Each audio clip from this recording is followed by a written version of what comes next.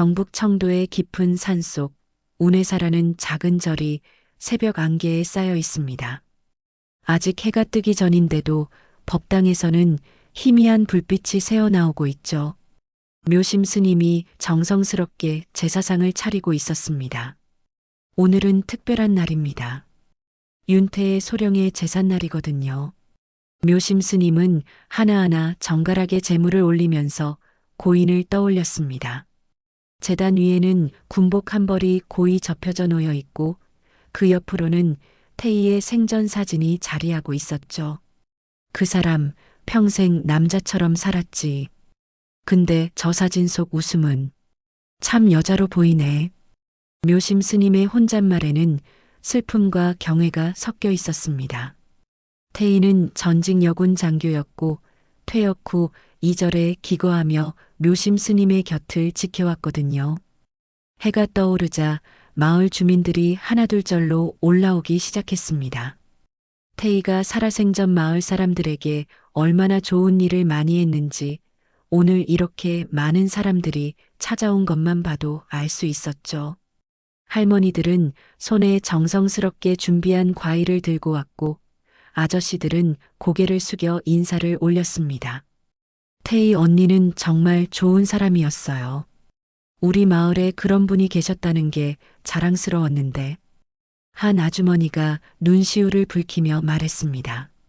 태희는 외롭게 생을 마감했지만 이렇게 많은 사람들의 마음속에 깊이 남아 있었던 거죠. 묘심 스님이 독경을 시작하자 법당 안이 숙연해졌습니다. 태희를 위한 진심 어린 기도가 이어졌고 향 연기가 피어오르며 고인의 영혼을 위로하는 듯 했죠. 스님은 태희와 함께 보낸 시간들을 떠올리며 더욱 정성을 다해 경을 읽었습니다. 그런데 이때 산 아래에서 이상한 소리가 들려왔습니다. 자동차 엔진 소리가 연이어 들리더니 곧 산길을 따라 검정 승합차들이 줄줄이 올라오기 시작한 것입니다. 한 대, 두 대, 무려 수십 대의 차량이 절 입구에 도착했죠. 차에서 내린 사람들을 보고 주민들이 술렁이기 시작했습니다. 검은 정장을 빼입은 건장한 남자들이 하나둘 내리고 있었거든요. 이들의 분위기는 보통 사람들과는 확연히 달랐습니다. 날카로운 눈빛, 굳은 표정, 그리고 몸에서 풍기는 특유의 위압감까지 분명히 조폭들이었죠. 묘심 스님도 이 상황을 파악하고 당황스러워했습니다. 평화로운 제사 분위기가 순식간에 긴장감으로 바뀌었거든요. 마을 주민들은 두려움에 뒷걸음치기 시작했고 어떤 할머니는 작은 소리로 저 사람들이 왜 여기 왔을까? 라며 중얼거렸습니다. 검은 정장의 남자들은 조용히 법당으로 향했습니다. 그들의 발걸음은 의외로 조심스러웠고 마치 성지를 찾아온 순례자들처럼 정숙했죠. 이런 모습이 더욱 신기하고 의아했습니다. 조폭들이 절에서 이렇게 예의를 차릴 줄 누가 알았겠습니까? 검은 정장을 입은 남자들이 법당 안으로 들어오자 분위기가 더욱 경직되었습니다. 묘심 스님의 독경 소리만이 고요한 법당 안에 울려 퍼지고 있었죠. 마을 주민들은 숨을 죽이며 상황을 지켜보고 있었고 누구도 감히 소리를 내지 못했습니다. 남자들은 제단 앞에 일렬로 서더니 묘심 스님의 독경이 끝나기를 조용히 기다렸습니다. 그들의 모습은 예상과 달리 매우 경건했거든요. 고개를 숙이고 두 손을 모은 채 마치 오래전부터 이곳을 찾아오던 신도들처럼 자연스러웠죠. 마침내 독경이 끝나자 놀라운 일이 벌어졌습니다.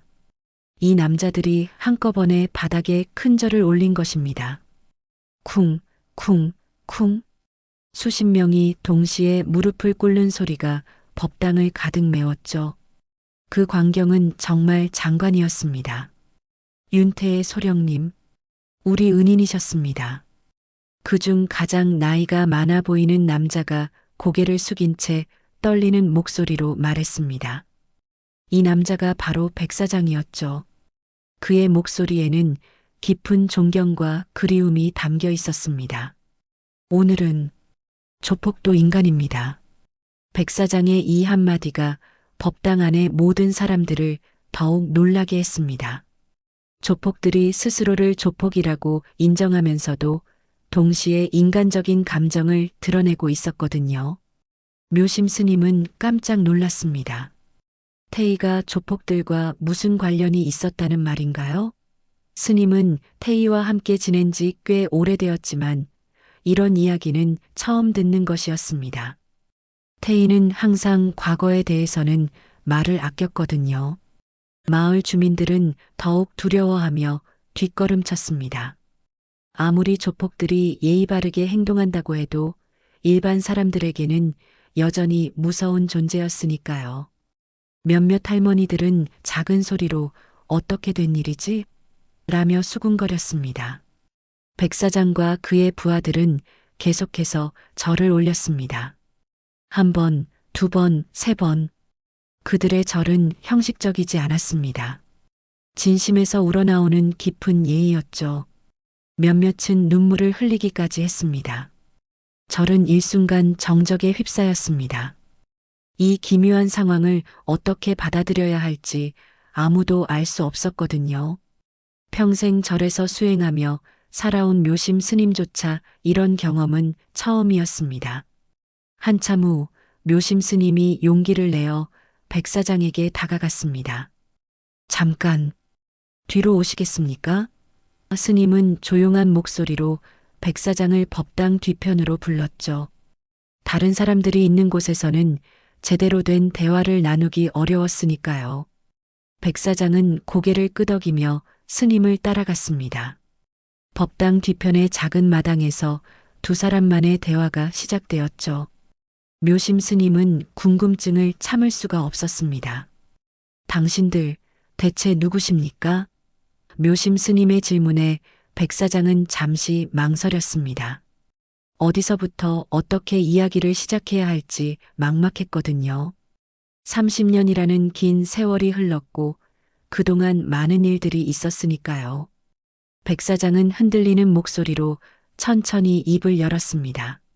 30년 전, 우리가 조직에서 쫓기고 죽을 고비를 넘겼을 때 그의 목소리는 점점 작아졌고 과거의 기억들이 물밀듯이 밀려오는 것 같았습니다. 그 여군 장교가 우릴 살려줬습니다. 백 사장의 고백에 묘심 스님은 더욱 놀랐습니다. 태희가 조폭들을 살렸다니 도대체 어떤 상황이었던 걸까요? 아니, 우릴 사람 만들어줬습니다. 백 사장의 마지막 말에는 깊은 감사와 존경이 담겨 있었습니다. 단순히 목숨을 구해준 것이 아니라 인간으로서 다시 태어날 수 있게 해준 은인이었다는 뜻이었죠. 묘심 스님은 태희에 대해 전혀 몰랐던 과거가 있다는 사실에 충격을 받았습니다. 그동안 함께 지내면서도 태희는 이런 이야기를 한 번도 하지 않았거든요. 과연 30년 전에 무슨 일이 있었던 걸까요? 묘심 스님의 궁금한 눈빛을 받으며 백 사장은 깊은 한숨을 쉬었습니다. 30년 전의 기억을 되살리는 것은 쉽지 않은 일이었거든요. 하지만 오늘만큼은 반드시 이야기해야 할 것 같았습니다. 1993년이었습니다. 저희들은 모두 19, 20살의 어린 나이였죠. 백 사장의 목소리가 과거 속으로 빨려 들어가는 듯 했습니다. 그때 부산에는 큰 조폭 조직이 있었는데 그 두목의 아들이 군 복무 중에 탈영을 했다는 소문이 돌았어요. 묘심 스님은 조용히 고개를 끄덕이며 백 사장의 이야기를 들었습니다. 태희의 숨겨진 과거가 서서히 드러나고 있었거든요. 윤태의 소령님은 그때 부산 헌병대 특수수사과 소속이었습니다. 탈영병을 찾는 것이 임무였죠. 백 사장은 잠시 멈춰서서 하늘을 올려다봤습니다. 소령님은 정말 대단한 분이었어요. 며칠간의 추적 끝에 지하 도박장을 찾아냈거든요. 그날 밤의 상황이 백 사장의 눈앞에 생생하게 떠올랐습니다. 지하 도박장은 담배 연기와 술 냄새로 가득했고 사람들의 고함 소리가 천장을 뚫을 듯했죠. 그런 곳에 갑자기 군복을 입은 여군 장교가 나타났으니 모든 사람들이 얼마나 놀랐겠습니까? 그런데 소령님이 그곳에서 발견한 건 탈영병이 아니었어요. 백 사장의 목소리가 떨리기 시작했습니다. 저희 같은 19살짜리 소년들이었거든요. 조폭의 수하가 아니라 그저 이용당하고 있던 불쌍한 아이들 말입니다. 당시 백 사장과 그의 친구들은 가난한 집안 출신이었습니다. 제대로 된 교육도 받지 못했고 갈 곳도 없었죠. 그런 아이들을 조폭들이 깨어내어 심부름꾼으로 부렸던 것입니다. 소령님은 저희를 보시더니 아주 오랫동안 말씀을 안 하셨어요. 백 사장은 그때의 태희의 표정을 아직도 선명하게 기억하고 있었습니다. 분노도 아니고 실망도 아닌 그냥 안타까워하시는 눈빛이었어요. 태희는 군 규정에 따르면 이들을 모두 연행해야 했습니다. 불법 도박장에 있었던 사람들이니까요. 하지만 태희는 다른 선택을 했습니다. 소령님은 저희를 따로 불러내시더니 너희들 정말 이렇게 살고 싶냐?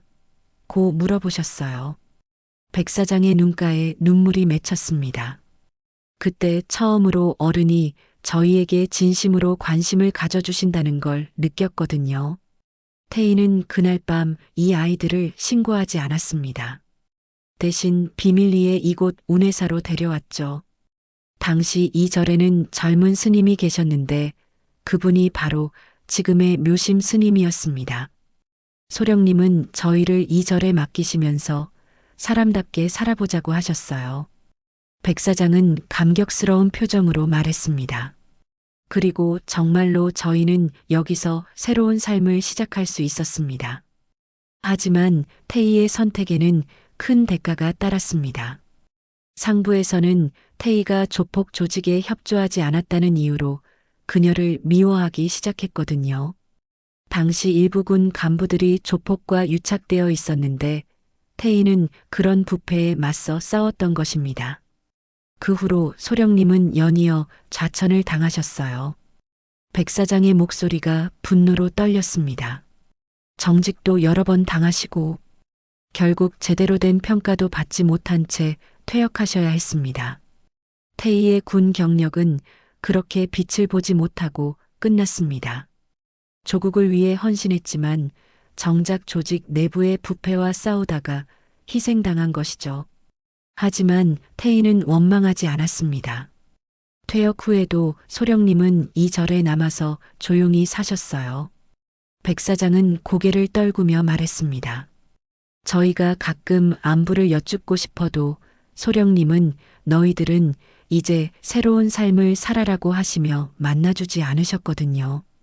묘심 스님은 이제야 태희가 왜 과거에 대해 말하지 않았는지 이해할 수 있었습니다. 자신의 희생으로 구해낸 아이들이 혹시라도 과거에 얽매이지 않기를 바랐던 것이겠죠. 그런데 저희는 정말 사람답게 살았습니다. 백 사장의 목소리에 자부심이 묻어났습니다. 소령님이 원하신 대로 말입니다. 묘심 스님과 백 사장의 진지한 대화가 이어지고 있을 때 갑자기 절 아래에서 웅성임이 들려왔습니다. 처음에는 바람 소리인 줄 알았는데 점점 소리가 커지며 사람들의 목소리임이 분명해졌죠. 저게 뭔 소리지? 묘심 스님이 고개를 돌리며 중얼거렸습니다. 백 사장도 긴장한 표정으로 소리가 나는 쪽을 바라봤죠. 뭔가 불길한 예감이 들었거든요. 곧 산길 아래에서 또 다른 무리의 사내들이 성질을 부리며 절로 올라오기 시작했습니다. 이들의 분위기는 백 사장 일행과는 완전히 달랐어요.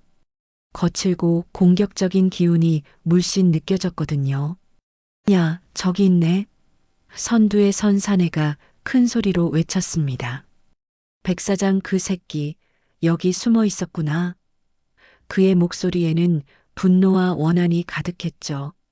백 사장의 얼굴이 순식간에 굳어졌습니다. 지네파, 백사장이 작은 소리로 중얼거렸는데 그 말에는 깊은 우려가 담겨 있었어요.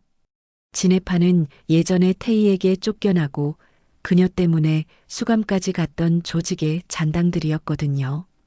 이들이 절에 도착하자 분위기가 급격히 험악해졌습니다. 진해파 조직원들은 법당 안으로 거침없이 들어와서는 백사장과 그의 부하들을 노려봤죠. 마을 주민들은 더욱 무서워하며 뒤로 물러섰습니다. 윤태희가 죽었다고? 진해파의 우두머리가 비웃으며 말했습니다. 그럼 그 빚 너희가 대신 갚아야지. 그의 말투는 협박 그 자체였어요. 30년 전의 원한을 지금까지 품고 있었던 것입니다. 백사장은 침착하게 일어서며 대답했습니다. 우린 이제 그런 일 안 합니다. 그의 목소리는 단호했지만 동시에 평화를 원한다는 의지가 담겨 있었죠. 소령님이 원하신 길을 가고 있어요. 소령님? 진해파 우두머리가 코웃음을 쳤습니다. 그 계집이 뭔데 소령님이야? 우리 조직 망친 원수인데 말이야. 그의 말에는 태희에 대한 깊은 원한이 서려 있었어요. 묘심 스님이 두 무리 사이에 서서 갈등을 막으려 했습니다. 여기는 부처님의 집입니다. 싸움은 안 됩니다. 스님의 목소리는 온화했지만 단호함도 느껴졌죠. 하지만 진해파 조직원들은 스님의 말을 무시했습니다. 스님은 빠져 있어요. 이건 우리들 사이의 일이니까. 그들은 오히려 더욱 거칠어졌어요. 긴장이 극도로 고조되던 그 순간 진해파 조직원 중 한 명이 화를 참지 못하고 제단을 향해 손을 뻗었습니다.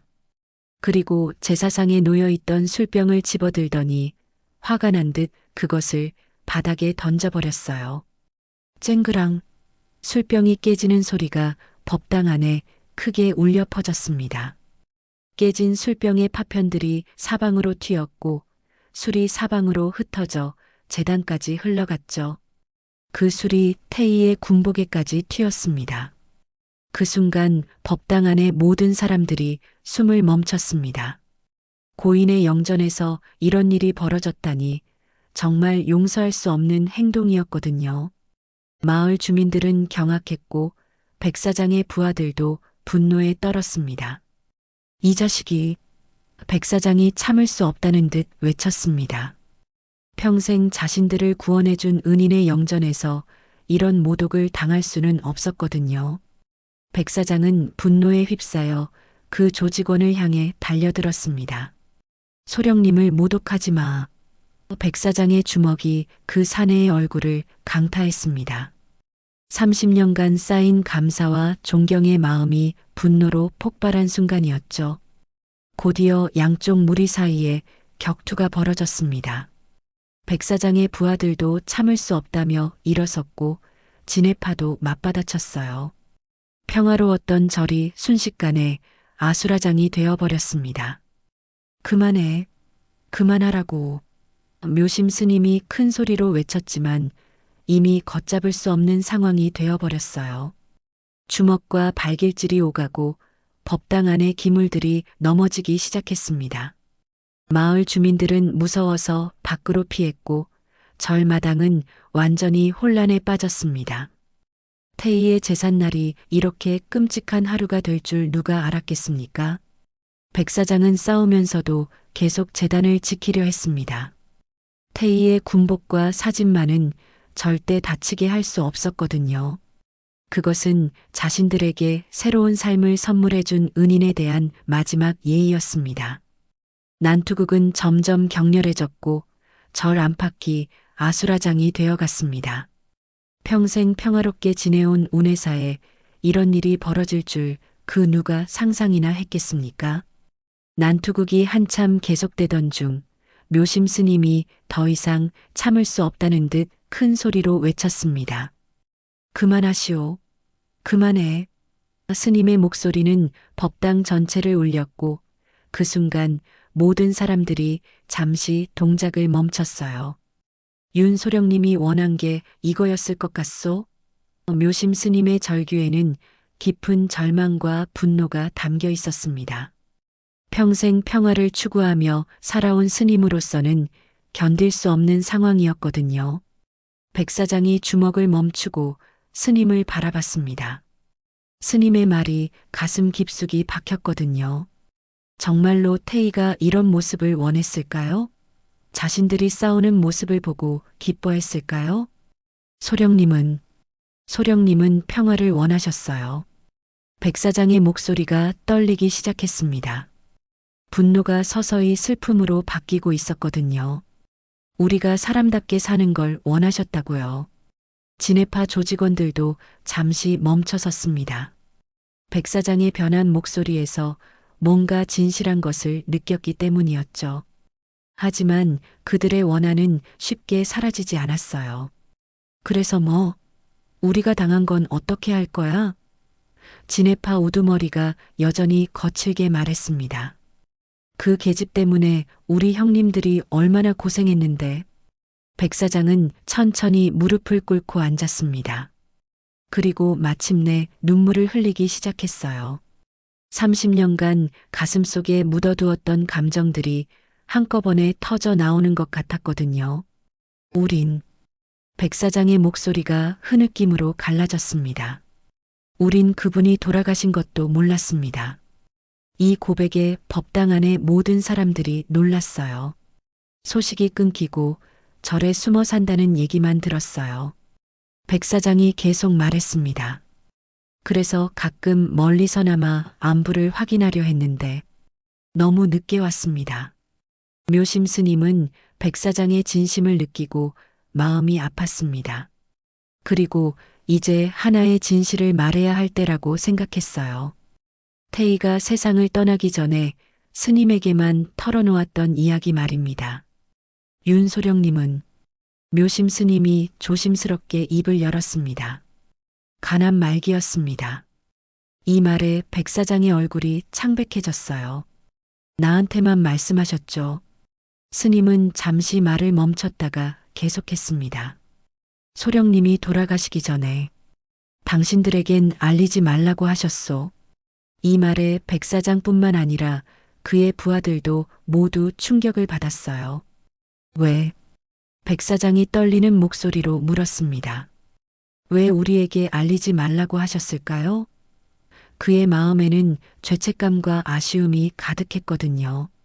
묘심 스님은 깊은 한숨을 쉬며 대답했습니다. 그분은 평생 자기 이름을 내지 못하고 군에서도 세상에서도 잊혔거든요. 스님의 목소리에는 태희에 대한 안타까움이 가득했어요. 하지만 자신이 남긴 것 중 하나라도. 스님이 계속 말했습니다. 진짜 사람답게 살아가길 바랐어요. 이 말이 백 사장의 가슴을 강하게 때렸습니다. 태희는 자신의 죽음조차 이용해서 백 사장들에게 부담을 주고 싶지 않았던 것입니다. 그저 자신이 구해낸 아이들이 좋은 사람으로 살아가는 것만이 소원이었거든요. 백 사장은 그 자리에 주저앉았습니다. 우린 제대로 된 인사도 못했는데 30년간 고마움을 표현하고 싶었지만 결국 마지막 인사도 나누지 못했다는 사실이 너무나 아팠어요. 진해파 조직원들도 이 대화를 들으며 점점 조용해졌습니다. 그들도 태희라는 사람이 어떤 존재였는지 서서히 이해하기 시작했거든요. 단순히 자신들을 괴롭힌 적이 아니라 진정으로 옳은 일을 하려 했던 사람이었다는 것을 말이에요. 소령님은 당신들이 원망하지 않기를 바라셨어요. 묘심 스님이 진해파를 바라보며 말했습니다. 그분도 군인으로서 해야 할 일을 한 것뿐이라고 하셨거든요. 법당 안에는 깊은 정적이 흘렀습니다. 30년간 품어왔던 원한과 감사 그리고 그리움이 모두 한자리에서 만났거든요.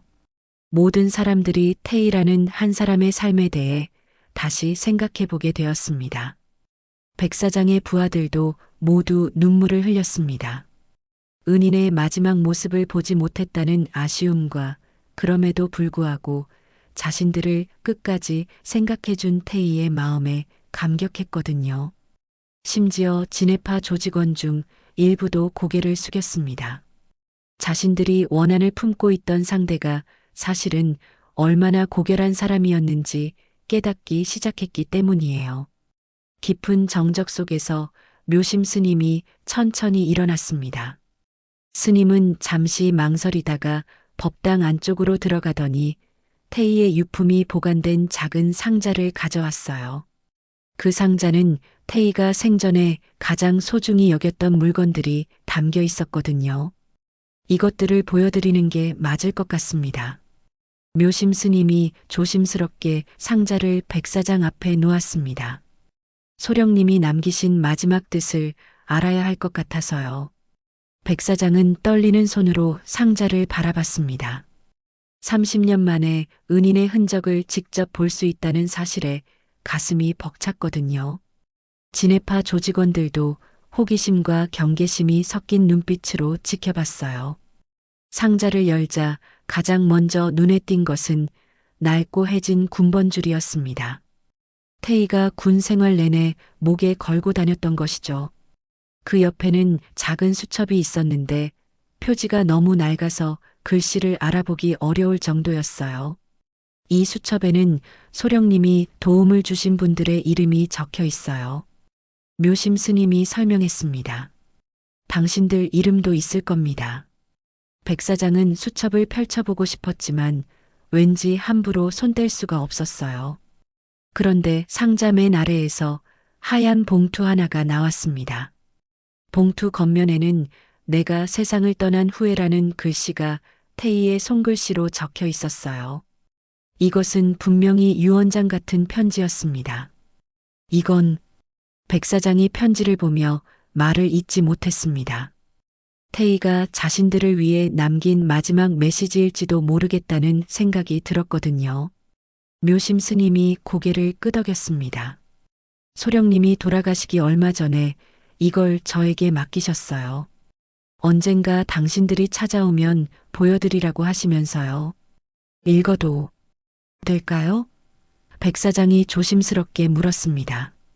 편지는 분명히 자신들을 위한 것 같았지만 고인의 마지막 말씀을 함부로 보는 것이 예의에 어긋나지 않을까 싶었거든요. 소령님이 당신들을 위해 쓰신 거니까요.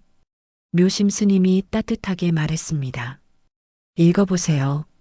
백사장은 떨리는 손으로 봉투를 열었습니다.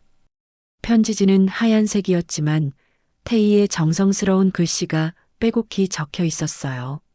글씨체에서도 태희의 성격이 고스란히 느껴졌습니다. 백사장이 편지를 펼치자 모든 사람들이 숨을 죽이고 기다렸습니다. 심지어 진해파 조직원들도 궁금한 듯 귀를 기울였어요. 태희가 마지막에 무슨 말을 남겼는지 알고 싶었거든요. 이 글을 읽을 때쯤이면 백사장이 떨리는 목소리로 편지를 읽기 시작했습니다. 나는 이 세상 사람이 아닐 거야. 첫 문장부터 모든 사람의 가슴을 먹먹하게 했어요. 백사장은 잠시 말을 멈추고 눈물을 닦았습니다. 태희의 글씨를 보고 있으니 마치 그녀가 바로 옆에서 말하고 있는 것 같았거든요. 너희가 사람답게 살 수만 있다면. 백사장이 계속 읽었습니다. 나는 그것만으로 충분해. 이 말에 백사장의 부하들이 모두 고개를 떨궜어요. 태희의 마지막 소원이 바로 이것이었구나 하는 생각이 들었거든요. 편지는 계속 이어졌습니다. 너희들에게는 미안한 마음뿐이야. 더 많은 도움을 주지 못해서, 더 자주 안부를 묻지 못해서 말이야. 태희는 죽음을 앞두고도 자신들을 걱정하고 있었던 것입니다. 하지만 너희들이 올바른 길을 걷고 있다는 소식을 들을 때마다 정말 기뻤어. 백사장의 목소리가 더욱 떨렸습니다. 그게 내가 군인으로서, 어른으로서 할 수 있었던 최고의 일이었던 것 같아. 그리고 편지의 마지막 부분에는 정말 감동적인 말이 적혀 있었습니다. 언제든 절에 와서 제사 지내라. 내가 너희 어미다 생각하고. 이 마지막 문장에 백사장과 그의 부하들이 모두 눈물을 터뜨렸습니다. 우린 진짜 어머니를 처음으로 만난 날이었어. 백 사장이 흐느끼며 말했어요. 태희는 자신들에게 그저 도움을 준 사람이 아니라 진정한 어머니 같은 존재였던 것입니다. 혈연은 아니지만 무조건적인 사랑으로 자신들을 감싸준 어머니 말이에요. 진해파 조직원들도 이 광경을 보며 마음이 흔들렸습니다. 자신들이 원한을 품고 있던 상대가 이런 사람이었다니. 어떤 조직원은 조용히 고개를 숙이기도 했어요. 편지를 다 읽은 백 사장은 편지를 가슴에 꼭 안았습니다. 소령님, 어머니.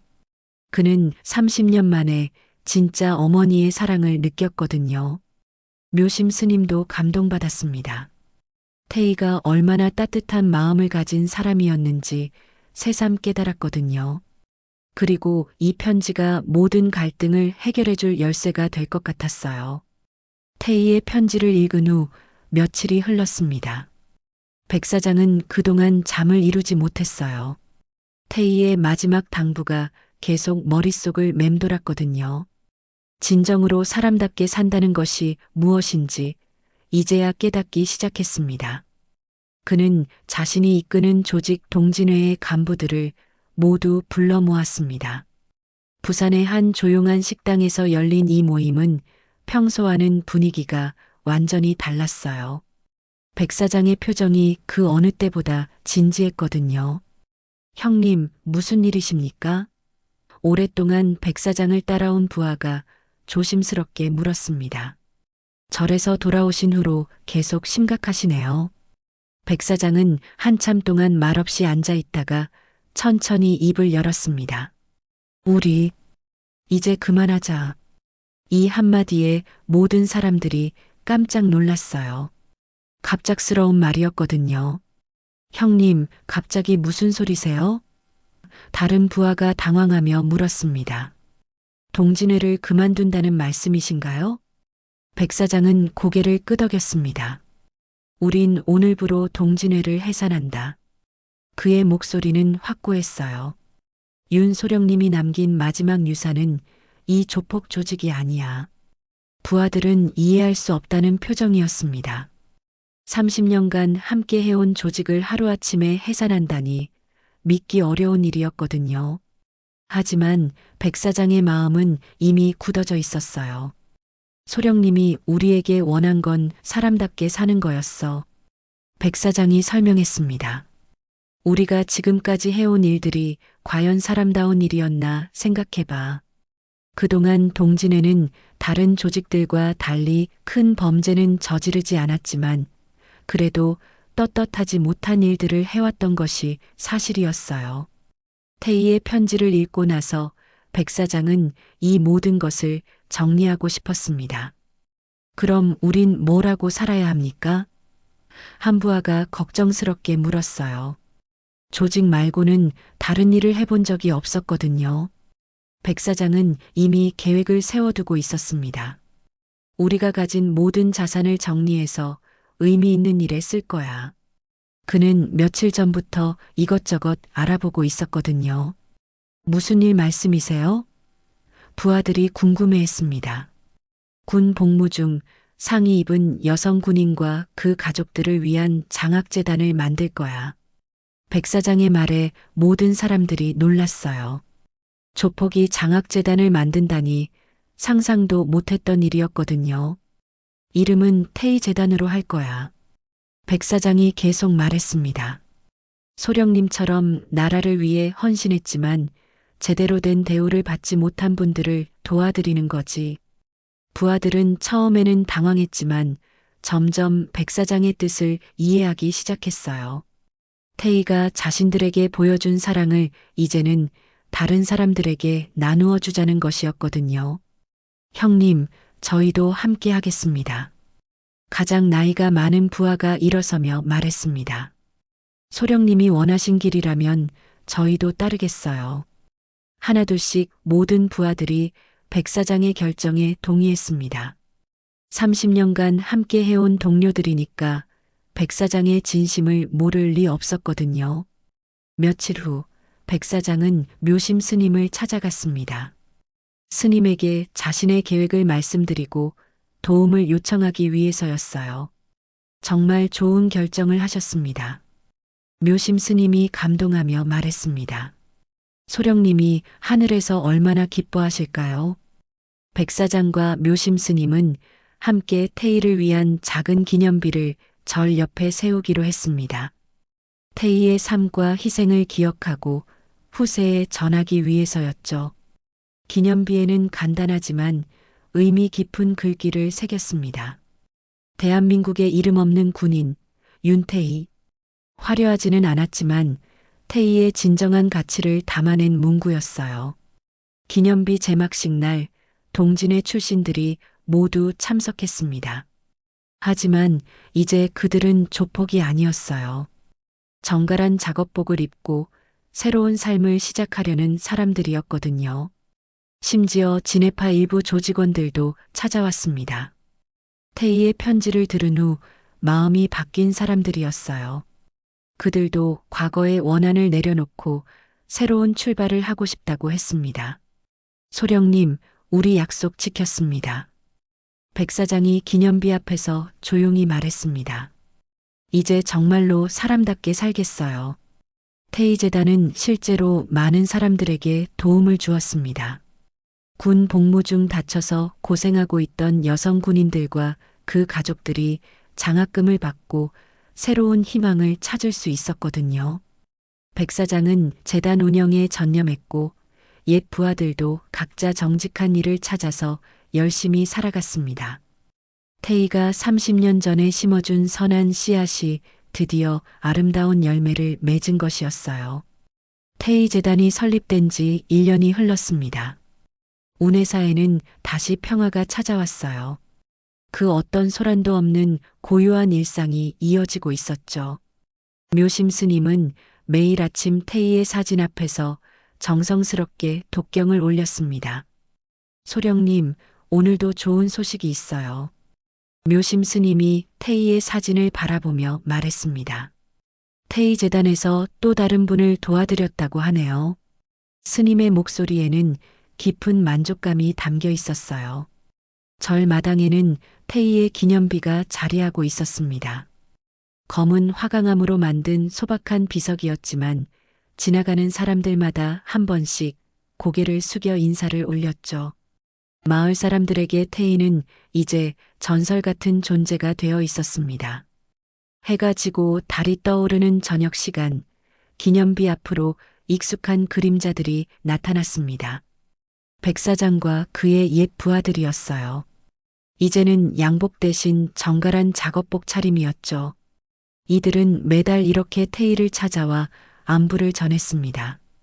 소령님, 저희 잘 지내고 있습니다. 백사장이 기념비 앞에 무릎을 꿇고 조용히 절을 올렸어요. 약속드린 대로 사람답게 살고 있어요. 옛 동진의 출신들은 이제 각자 다른 일을 하며 살고 있었습니다. 어떤 이는 건설 현장에서 일하고 어떤 이는 작은 식당을 차려서 정직하게 장사를 하고 있었어요. 모두 태희가 원했던 삶을 살아가고 있었습니다. 어제 재단에서 연락이 왔는데요. 백사장이 기념비를 바라보며 말했습니다. 군 복무 중 다친 여성 중위분이 저희 장학금으로 간호학과에 진학하신대요. 그의 목소리에는 뿌듯함이 가득했어요. 태희재단은 벌써 20명이 넘는 사람들에게 도움을 주었습니다. 상처받은 여성 군인들과 그 가족들이 새로운 희망을 찾아가고 있었거든요. 이것이야말로 태희가 꿈꿨던 진정한 유산이었습니다. 달빛이 기념비를 은은하게 비추고 있었습니다. 태희의 사진도 달빛에 반사되어 더욱 따뜻해 보였어요. 마치 하늘에서 자신들을 내려다보며 미소 짓고 있는 것 같았죠. 소령님이 저희에게 가르쳐 주신 게 뭔지 이제야 알 것 같아요. 백사장의 옛 부하 중 하나가 말했습니다. 사람이 진짜 사람다워지려면 다른 사람을 도와야 한다는 거 말이에요. 백사장은 고개를 끄덕였습니다. 맞아. 소령님은 처음부터 우리에게 그걸 보여주셨어. 30년 전 그 어린 나이에는 이해하지 못했지만 이제는 태희의 진정한 가르침을 깨달을 수 있었거든요. 이때 절 안에서 묘심 스님이 나왔습니다. 스님은 이들이 매달 찾아오는 것을 알고 있었고 항상 따뜻하게 맞아주었어요. 오늘도 오셨군요. 묘심 스님이 반갑게 인사했습니다. 소령님이 정말 기뻐하실 거예요. 스님, 저희가 하는 일이 정말 소령님이 원하시던 일일까요? 백사장이 조심스럽게 물었어요. 항상 마음 한편에 있던 궁금증이었거든요. 묘심 스님은 환하게 웃으며 대답했습니다. 당연하죠. 소령님이 평생 꿈꿨던 세상이 바로 이런 거예요. 스님의 확신에 찬 목소리에 모든 사람들이 안도했어요. 다른 사람을 위해 희생할 줄 아는 사람들이 늘어나는 세상. 묘심 스님이 계속 말했습니다. 그게 소령님이 군인으로서 한 사람으로서 이루고 싶어 했던 꿈이었거든요. 백사장은 다시 한번 기념비를 바라봤습니다. 윤소령님 어머니. 그의 목소리는 여전히 떨렸지만 이제는 슬픔이 아닌 감사의 떨림이었어요.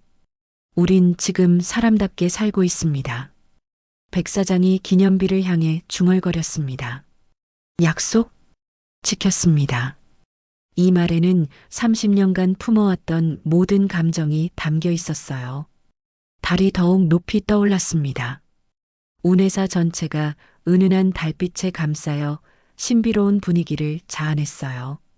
태희의 기념비도 달빛 속에서 더욱 장엄해 보였습니다. 사람들이 하나둘 떠나고 마침내 기념비 앞에는 고요함만이 남았습니다. 하지만 그 고요함 속에는 깊은 사랑과 감사가 흐르고 있었어요. 태희가 남긴 선한 영향력이 계속해서 퍼져나가고 있었거든요. 카메라가 점점 멀어지며 전체 풍경을 보여줍니다. 달빛 아래 고요한 절, 그 안에 자리한 작은 기념비, 그리고 그 위에 놓인 태희의 사진. 군복을 입은 여군의 사진 속 미소가 달빛을 받아 더욱 따뜻하게 빛나고 있었습니다. 태희는 떠났지만 그녀가 심어놓은 사랑의 씨앗은 계속해서 자라나고 있었습니다. 그리고 그 사랑은 앞으로도 오래도록 많은 사람들의 마음속에서 꽃을 피워낼 것입니다. 세상에는 이름 없이 사라져가는 영웅들이 있습니다. 태희도 그런 사람 중 하나였죠. 하지만 진정한 영웅은 죽어서도 사람들의 마음속에서 영원히 살아간다는 것을 이 이야기가 우리에게 전해주고 있습니다.